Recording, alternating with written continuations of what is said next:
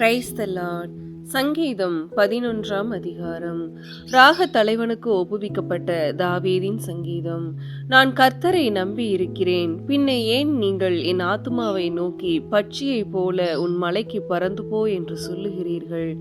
இதோ துன்மார்க்கர் வில்லை வளைத்து செம்மையான இருதயத்தார் மேல் அந்தகாரத்தில் எய்யும்படி தங்கள் அம்புகளை நாணிலே தொடுக்கிறார்கள். அஸ்திபாரங்களும் நிர்மூலமாகிறதே, நீதிமான் என்ன செய்வான்? கர்த்தர் தம்முடைய பரிசுத்த ஆலயத்தில் இருக்கிறார்.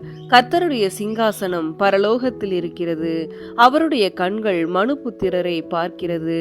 அவருடைய இமைகள் அவர்களை சோதித்தருகிறது. கர்த்தர் நீதிமானை சோதித்தருகிறார். துன்மார்க்கனையும் கொடுமையில் பிரியமுள்ளவனையும் அவருடைய உள்ளம் வெறுக்கிறது.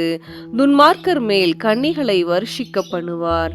அக்கினியும் கந்தகமும் கடுங்கோடை கொந்தளிப்பும் அவர்கள் குடிக்கும் பாத்திரத்தின் பங்கு. கர்த்தர் நீதி உள்ளவர், நீதியின் மேல் பிரியப்படுவார். அவருடைய முகம் செம்மையானவனை நோக்கி இருக்கிறது. ஆமேன்.